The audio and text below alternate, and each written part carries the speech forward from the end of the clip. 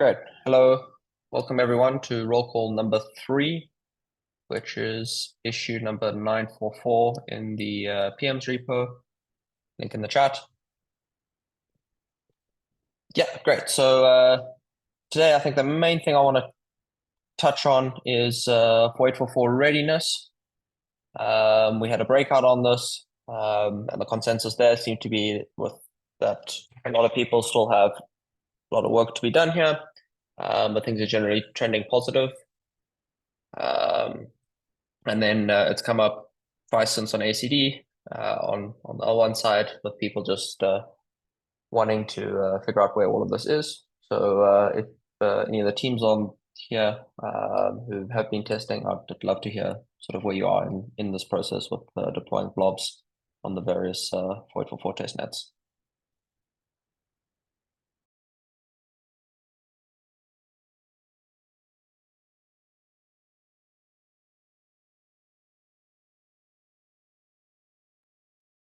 Zach.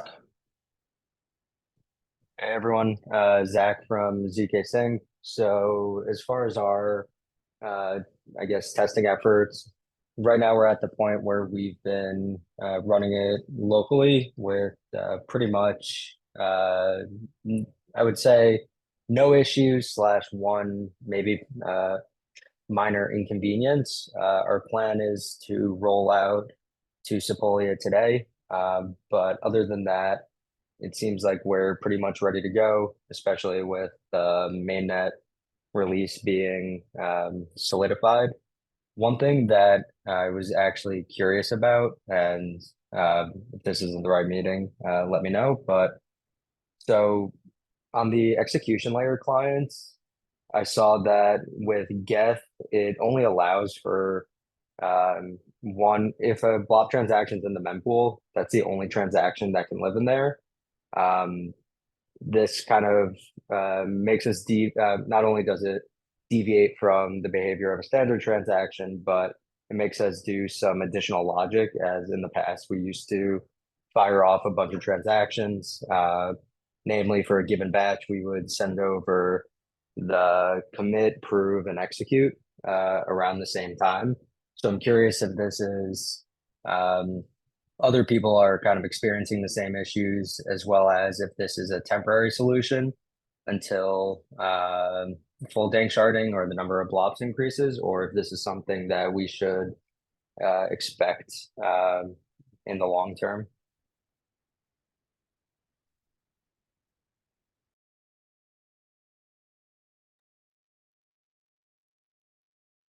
Thanks. I'd actually don't have an answer to that. Has anyone else encountered a similar issue with only being able to deploy one blob per block?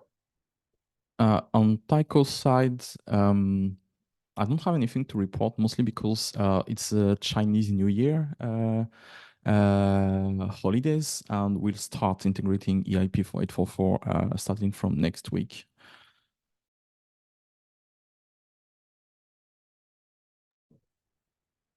Okay. Does that mean that what does that mean in terms of timeline for you guys in terms of shipping? Does the are you going to need a few weeks after 4844 goes live before you guys are ready to deploy blobs? Just an expectation? I'm talking about testnet. We're not even in mainnet yet, so yeah, sure. We'll be EIP for 844 compatible as soon as we launch. Okay, great. Any other teams been testing?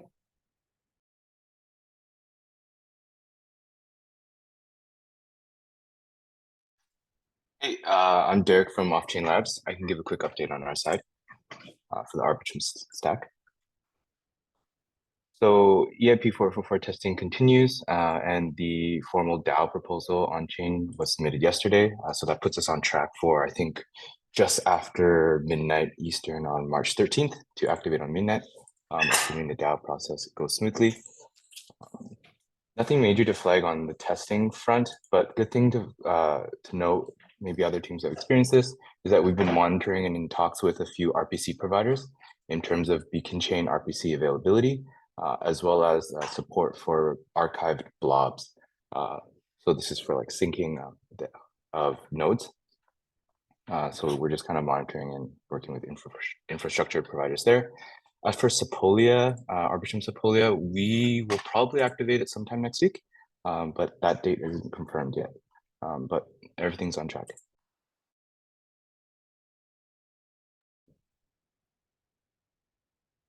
Great. That sounds pretty interesting. Yeah, I think the RPCs are one of the things that always take a little bit of a while for to catch up from the tooling standpoint. But given the ephemeral nature of blobs, yeah, that's really important to get right.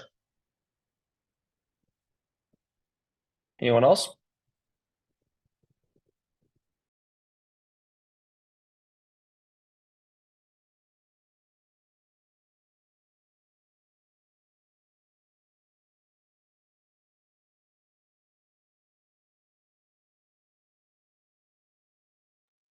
Ansgar? Yeah, so I just want to briefly mention, because kind of Zach touched on it, that I'm not super familiar with the current situation in bit4 in Geth, but just to flag it, as we kind of move in the future, hopefully on a kind of attractive timeline, we move beyond 4 into kind of higher scaled sampling based kind of throughput for data availability. Basically, it's a bit of an open question in general, how to basically handle the mempool side of things. One of the reasons why there's special logic for mempool, and again, I'm not super familiar with where this ended up, but at least why that was a conversation in the first place is that because of the big size of individual blob transactions, it's much more of a potential DOS vector, and so nodes in general just have to be much more careful with how they handle these transactions. And so as we kind of keep scaling, at some point, basically the peer-to-peer mempool will become less and less of a good instrument for getting basically blob transactions to builders. And I think we're also going to look into kind of different alternative architectures for this. I think the mempool will always, at the very least, kind of be a good kind of fallback and kind of censorship resistance vehicle. But basically, what I'm trying to say is just that kind of it might be a good idea for people in general to already kind of start thinking about, in the long term, as we will have more and more blobs, like what are the best ways to reliably get them from people that want to send them to builders. I think that is going to be a more relevant question in the long term.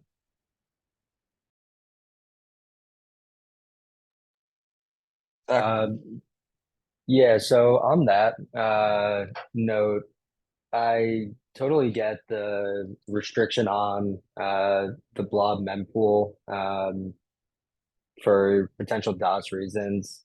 And so having a single only blob transaction in there somewhat makes sense. But I guess, is it a completely separate mempool, and that's why the rules are not just restrictive to you can only have one blob transaction in the mempool, or is it not a different mempool and it's just being overly restrictive to normal transactions as well?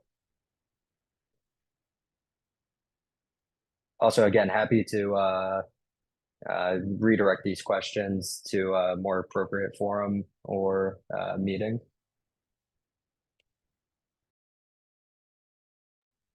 Yeah, I mean, ultimately, I definitely I'm not the right person to answer this. I think kind of reaching out to client teams directly is probably the right way to go.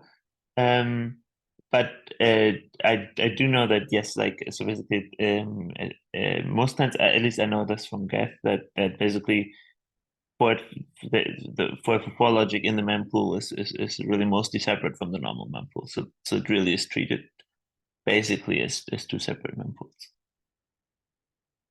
as far as my understanding goes.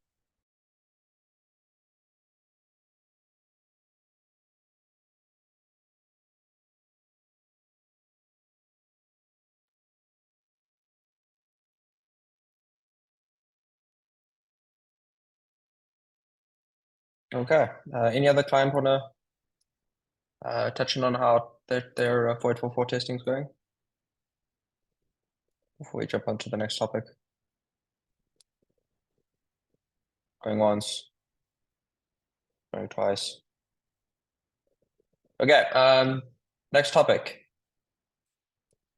So, as I'm sure many of you know, I was one of the main people running the KZG ceremony, and so I submitted it into the Ethereum specs repos, sort of the output of the ceremony, and I had a bug in my code that produced the wrong ceremony output. So for all of about 1 day, we had the correct version, then I made some other changes and I put in the incorrect version, and I have restored the correct version. This was just after our previous roll call number 2. Anyway, point being that please just check the version of the ceremony file that you have, the output of the ceremony file. Is the latest one as per the consensus specs, / whatever KZG library you're using. I believe all the libraries that have this hard coded already have the correct version in, and have had for a very long time. I don't think they ever imported the incorrect version, but just flagging this to make sure that everyone is on this version of the ceremony output, and to please the instructions are in the link I dropped to verify it yourself, as this is sort of like one of the key security aspects of this whole change. Okay, any questions on this topic?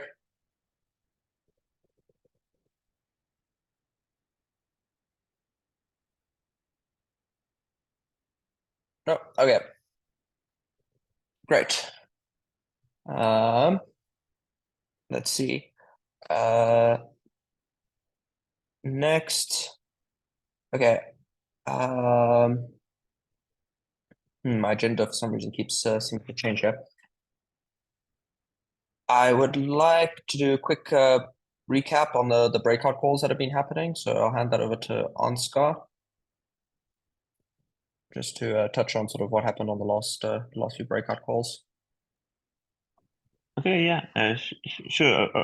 So basically, for those that maybe have not joined these breakout calls since last roll call, we've had 3 kind of breakout calls, all also on the Wednesdays, kind of on the off Wednesdays, basically between the last one and this one, touching on different kind of topics.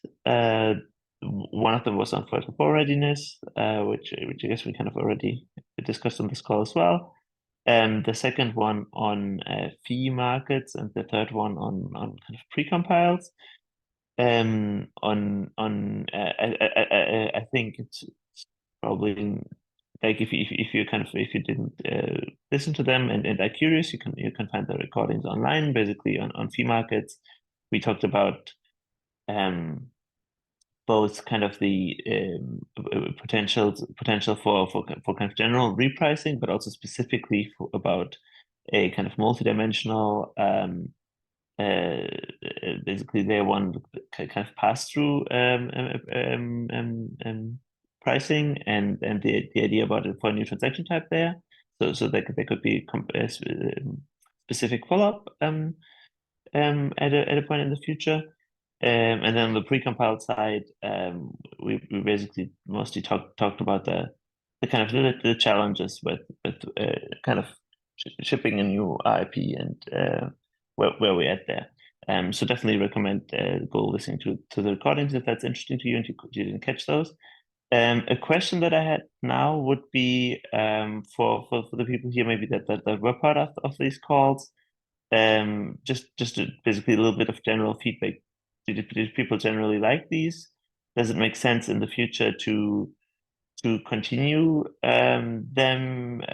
What kind of frequency would you like to see them at? Yeah, maybe a little bit of feedback for whether this format makes sense to continue would be useful.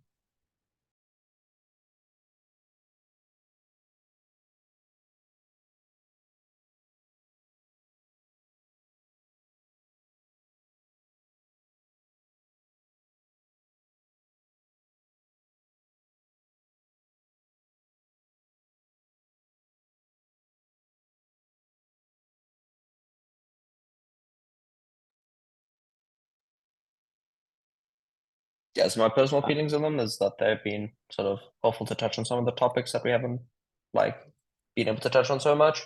But I feel like the frequency has been a bit high.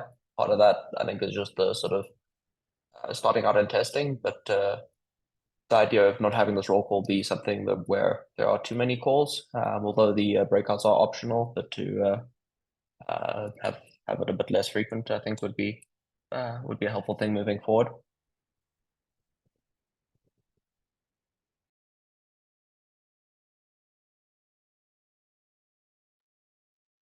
Yeah, that seems reasonable, and I'll be happy. Maybe if someone else kind of has feedback in the local channel, we can keep talking about it, and also if you have specific topics you would want to see a breakout, we can help with that as well. My understanding is we have Justin on the call, who wanted to after this also kind of briefly talk about kind of this topic of shared sequencing and pre-confirmations on this call. But my understanding is, and maybe Carl and or Justin correct me, but that there was also interest in having a breakout session 2 weeks from now to go into more detail. Is that right? At least on my side, yes. That'd be great. Okay, yeah. So then basically we would already have one specific breakout to announce basically. So 2 weeks from today, again same time, we will have a breakout on shared sequencing and pre-confirmation. So if you like, or if you're interested in what you'll hear in a second from Justin here, is like basically a teaser, then 2 weeks from now will be the time to go really into detail, and basically that will be a breakout session where we kind of, with Justin, we have a guest kind of leading these. So this is in the future also a format that we want to basically experiment more with, to basically bring in experts on different topics, where it makes sense, and basically have them lead these breakout calls. So for now, that's going to be the only breakout in between this roll call and the next to announce, and then there might be one more breakout after Justin's, depending on whether we can basically find a good topic. But we will announce that by then. There will not be a breakout next week. That would be all for me on the topic of breakouts. Yeah. So then on that topic, Justin wanted to talk a little bit about what he's going to be talking about. So I'll hand over to Justin to sort of touch on, give a short overview of what he'd like to talk about in his breakout. Perfect. Thank you, Carl and Ansgar. So yeah, this is a teaser on what I'm calling the Ethereum shared sequencer. You can also think of it as the Ethereum sequencing and pre-confirmation layer. A lot of us here know that Ethereum can be used as shared data availability. It can also be used as shared settlement for rollups. But it turns out that it can also be used as shared sequencing with pre-confirmations. Now, in terms of research, one of the exciting things that was discovered is that we can add this pre-confirmation layer without a hard fork. And there's, I guess, a design that can be presented in the roll call in a couple of weeks on February 28th. And if you're especially interested in this topic, there's also a dedicated call that's happening on Friday, this Friday, the 16th at 2 p.m. UTC.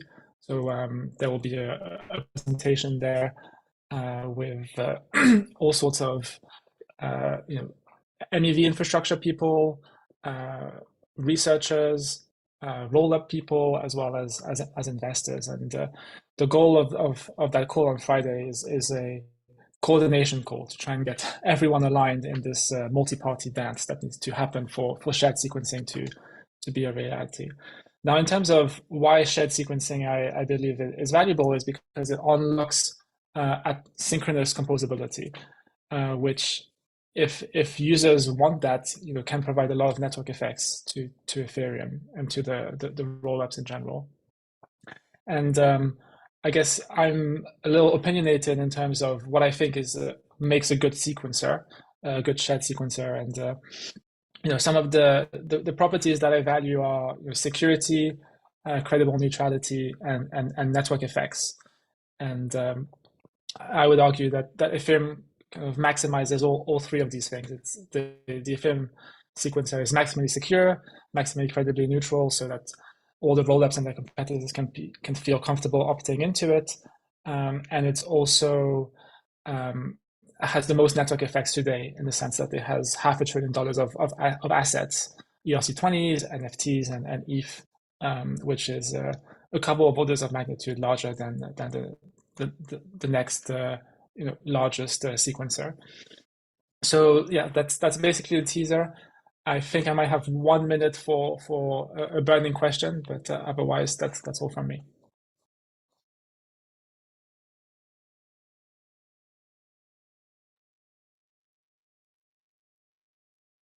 Yeah, just DM me if you want to be part of the call on Friday.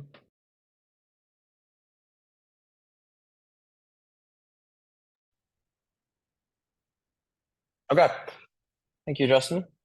Definitely, yeah. Looking forward to hearing out the full breakout, and yeah, we'll see you on the Friday's call, I guess.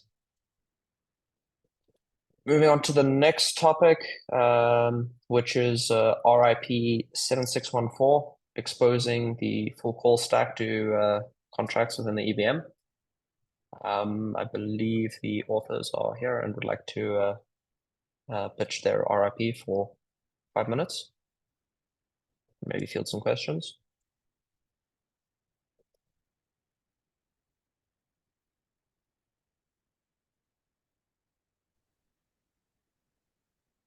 Thanks, Carl. Yeah, we're here. Janner, did you want to talk through it real quick?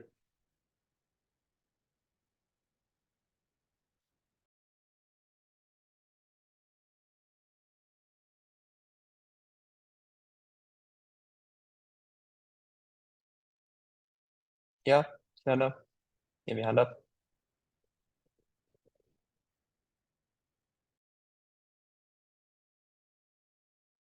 If you're speaking, we can't hear you. You're muted.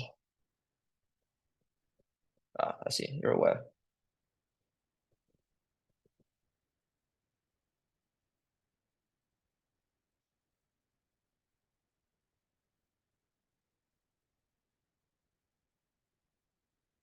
I can't unmute you from your end, but I have submitted a thing to ask you to unmute.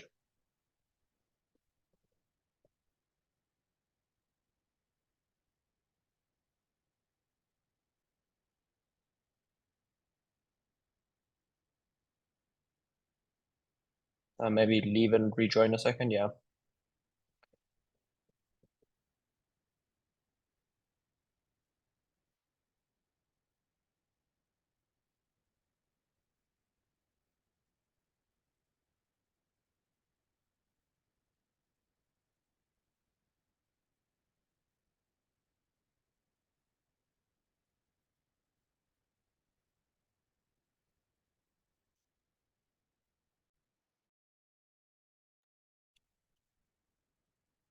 I guess while we're waiting for this, we can touch on the next topic very quickly, which is that we have a new RIP editor,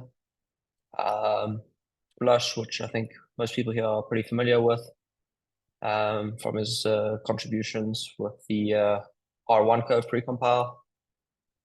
And yeah, he'll be helping Ansgar and myself out in terms of just getting some stuff cleaned up on the repo and generally just helping make sure that the RIP side stays nice and clean. So yeah, welcome, Ulash. Thank you. Okay. Chandler, let's see if this works.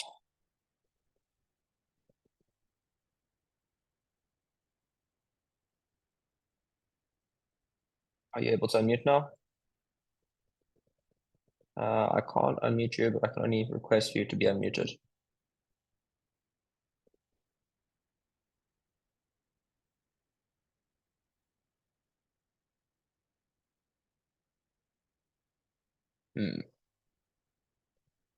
Okay. Huh. Seems like this is a fun one. Andy, are you able to speak to any of this while we're waiting for Linda to rejoin? Or anyone else from this team?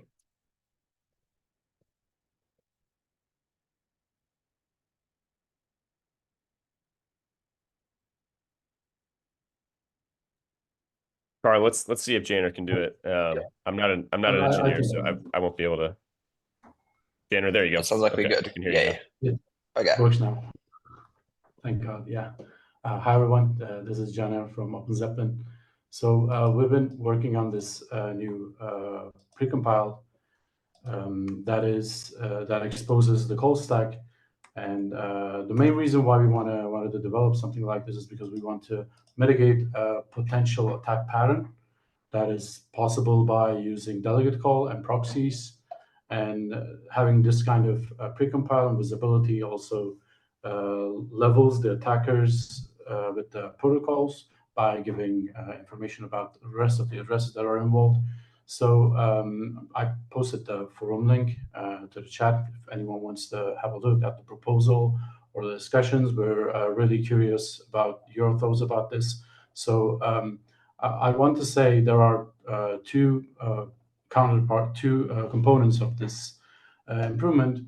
One is the call stack that is widely and theoretically known, but has never been implemented. And the second is a precompile interface that allows exposing this to EVM.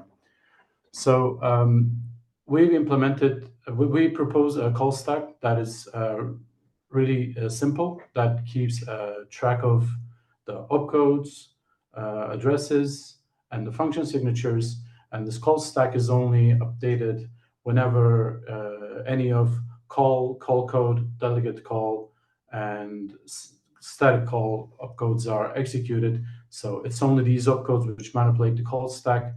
They push into this call stack when the frame enters, and they pop from it when the frame exits.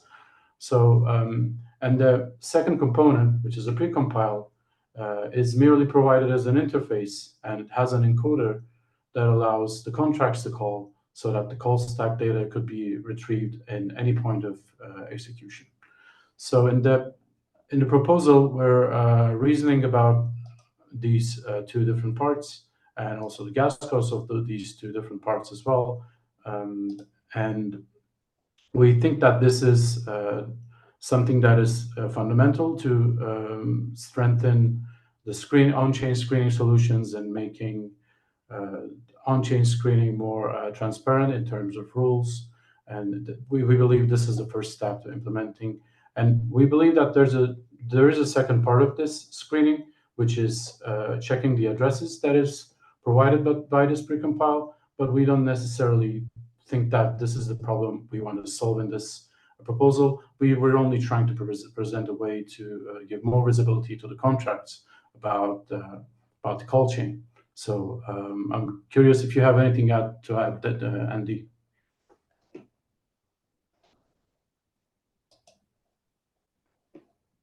Nothing to add for me, Janner. But I know I think I see Ariel from SphereX, who was involved in this too. I didn't know if I wanted to give Ariel a chance to maybe add any comments he had to. Ariel, would you like Yeah, sure. Sure.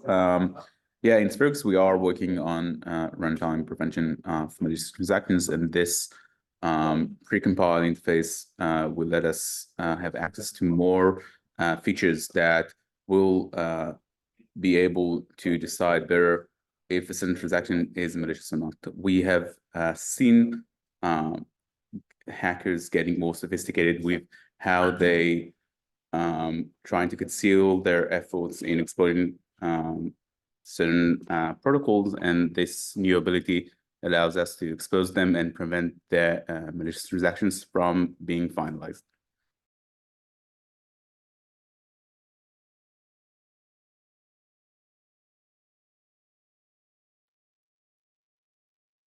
Dano? Yeah, Dano. Has a very thorough security analysis of this been done yet as to how effective it'll be? Is it useful, or will it always be useful? I mean, as someone who's been in Java for years, these stack analysis tools are how a lot of the various sandbox breakouts were caused, because they were relying on that to ensure their security. So I'm a bit concerned that it's not going to be bulletproof. It may be useful as an additional tool, but I also have some more technical comments that I'll put in the magician's thread. It should be extended to creates, and there's some specific solidity things. Is the magician's thread a more appropriate form for that?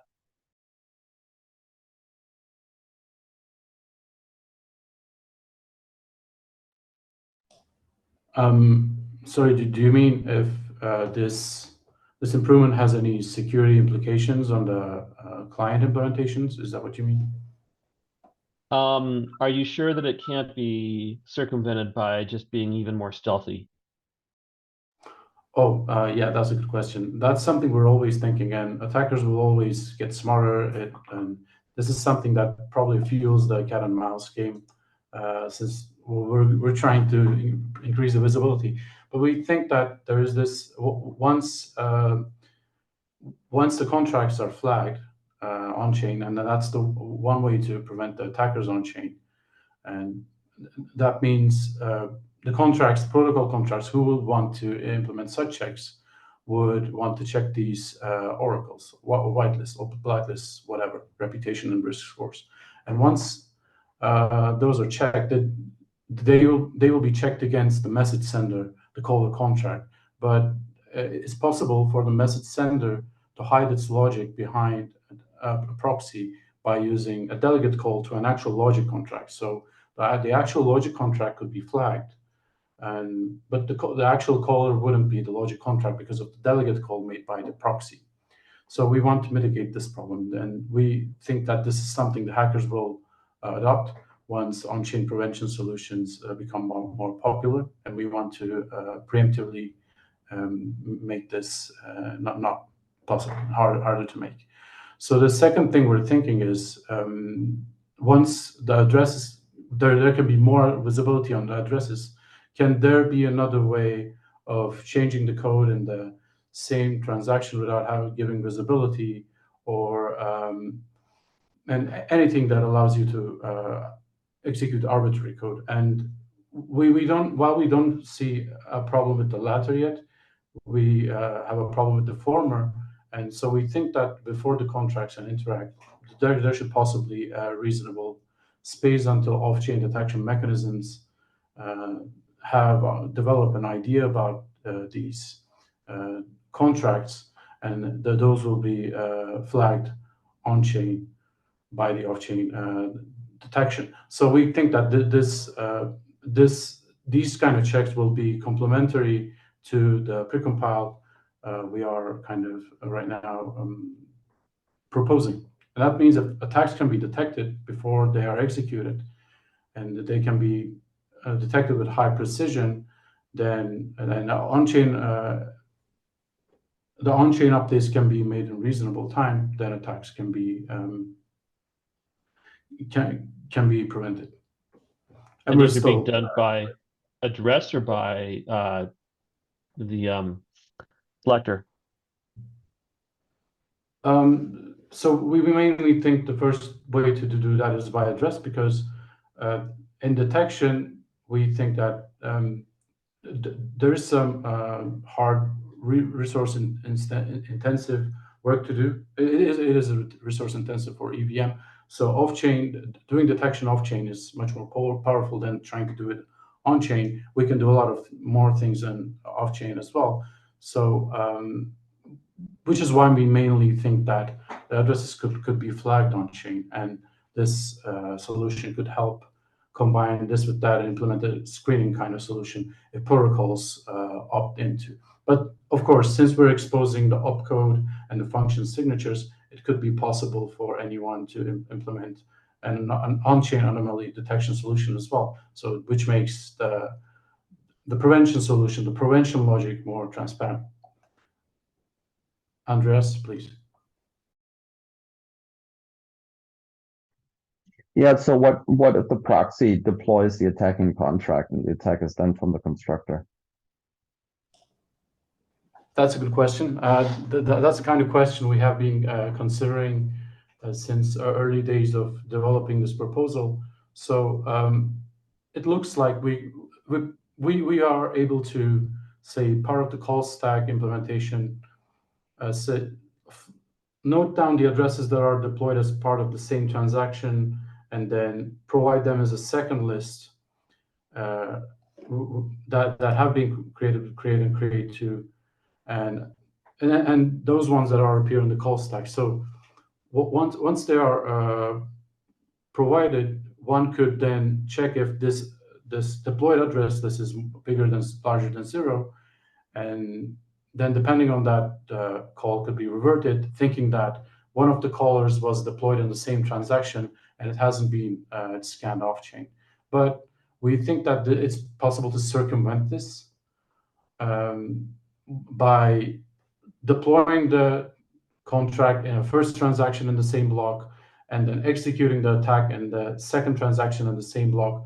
That would give us no visibility. And again, it would also still be very difficult if it were in different blocks, even, because then the off-chain detection would need to compete with the attacker to be faster with the update on chain. So we think that this is a problem to solve altogether with lists provided by external sources and written on chain. So any contract who would be securely be able to act would need to have some age on the chain, we're believing.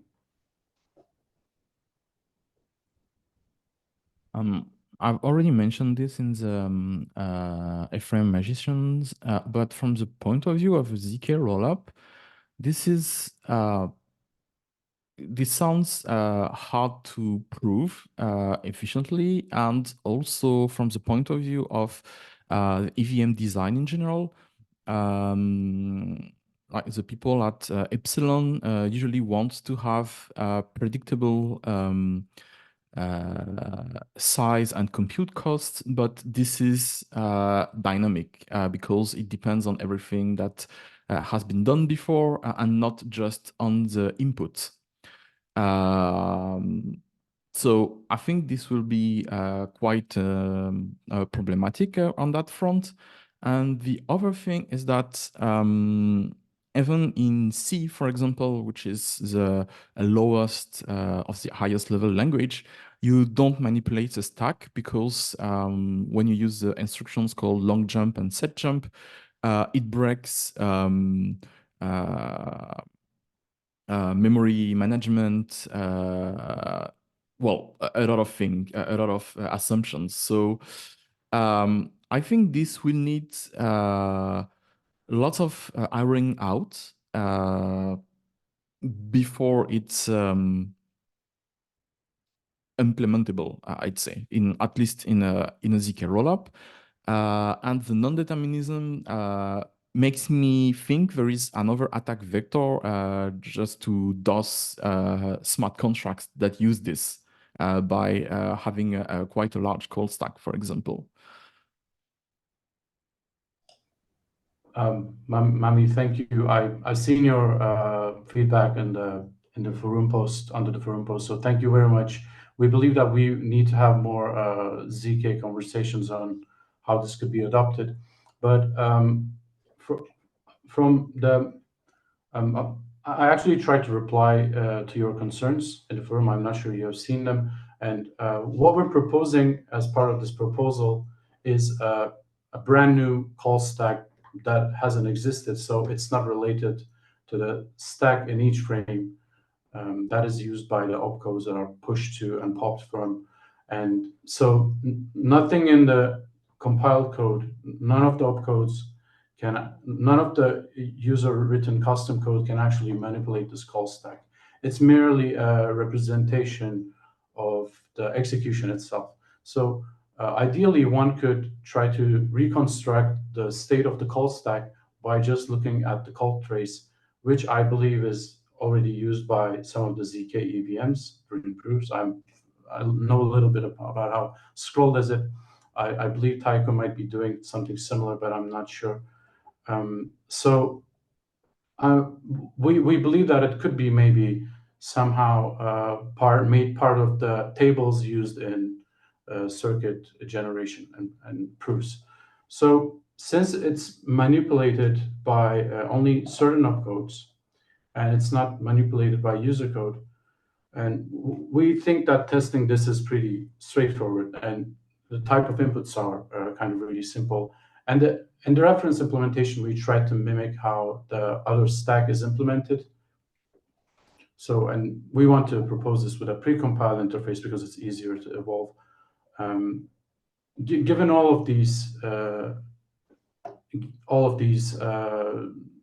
simple situation, do you still think it would be difficult to implement this in ZK EVM, or do you still believe that it's still very complex to implement, even if it's like has this little level of complexity?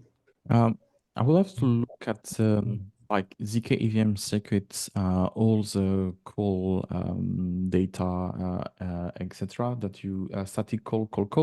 But I'm pretty sure those are some of the biggest circuits that we have, and those where we concentrate all the audit resources and bugs as well. Also, how would you get that frame you would have to do that as a truth table? I mean, that's where I'm like, could be very large, and could be, I mean, even if you use it as a private input, it would be very expensive. Just from the number of constraints that would generate. Yeah, I'm not sure how that would be exactly used to generate it, as I'm not very savvy about the topic, but I would say the values at the time of calling the precompile might be more useful. So ideally, I think one could try to construct a table by looking at the precompile interface calls, and then try to determine by looking at the trace which of the call code, delegate call, static call calls would be in the call stack at that time, and then put it into the table. But yeah, again, this is something I'm imagining, and I don't know exactly if it will work. And we definitely need more suggestions and research on how this could be implemented.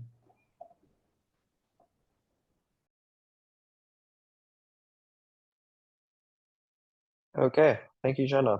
I think it was a sort of good overview of where we are and some of the complexities of this RIP. I think let's take more discussion to the forums. So that was it for the main topics, but I see that we have someone from the Geth team who's now joined us like client. The ZK Sync people earlier mentioned that they were having issues submitting more than one blob per block. So is it possible for whoever was that raised that issue to just explain a little bit more what they're having? I can see. Yeah, sure. So the scenario that we were encountering, it wasn't one blob per block, because we were able to post more than one blob. It's when we submit our blob transaction, if it's not included immediately, we're not able to submit any other transactions, as we get address already reserved in the RPC response. And so I understand, due to potential DOS situations, there might be restrictions on having multiple blob transactions, not multiple blobs. But my question there is if that's a short-term restriction, or that's going to be long-term even as the number of blobs increases. And then if there is any particular reason that it's not just isolated to blob transactions themselves, but if there's a blob transaction in the mempool, 1559 or legacy transactions can exist as well.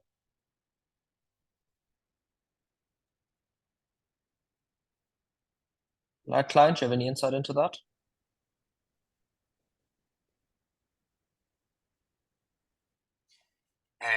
I think address already reserved is supposed to mean that you're trying to send a transaction. So we have the different types of transaction pools now. We have the normal transactions and the blob transactions pool. I think address reserved usually means that you have a pending transaction in a different pool. So if you have a legacy transaction pending, and then you try to submit a blob transaction, you would see address already reserved, or vice versa. So if you have a blob transaction pending and you try to send legacy, it's going to say address already reserved. Right. Yeah, and that's There- the scenario that we're running into. And I was just curious You said if, blob transactions though. So are you sending different types of transactions from the same address? yeah, so basically we have 3 transactions when it comes to a batch. We commit the batch, prove the batch, and execute the batch. Only committing is a 4844 transaction because that's kind of where our pub data is sent I see. to L1, and then we I don't usually think fire that off that's all 3. probably going to change at any point. So I would recommend looking into submitting the non-blob transactions under a different address. Okay. Yeah, we played around with that. The downsides, again, more our downsides for that are anyone running our sequencer then needs to keep track of 2 addresses and infrastructure around that. But good to know that we should design around that rather than it being changed. And then I'm not sure if you have any insight. Is this something that all execution layer clients are going to be implementing, or is this specific to Geth? I think this one might be specific to Geth right now, but the mechanics of actually propagating the blob transactions across different clients, that's something that's being debated right now. Okay. So, I mean, it's possible it changes in the future. It's just that's the kind of higher level design for the different transaction pools for Geth. And that's mainly because I don't think we found a good way to separate the concerns between the 2 pools. There's a lot of problems with allowing legacy transactions to bump off blob transactions. And the code is kind of isolated in 2 different places. So it's not something that would change in the near future, but it's possible longer term if we come to a good way of allowing that to happen. Okay. Cool.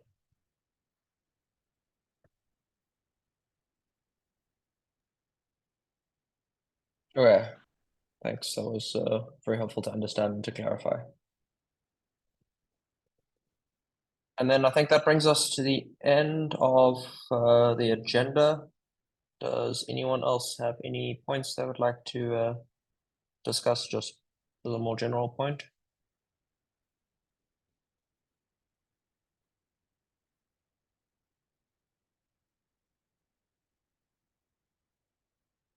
Okay, I'm gonna take that as a no then. Well, thanks everyone for attending. This has been a fun call. I think some good discussions that were had. The next call, we'll have the breakout on the 28th of Feb, and then the next call will be on the day of launch for 4844. So that'll be fun to see. So it'll be definitely an exciting one. See you all on the 13th.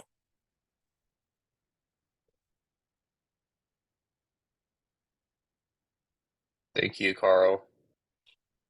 Thanks, Lyclan. Thank you. Cheers all. Thank you. Thanks. Bye, everyone. Thanks.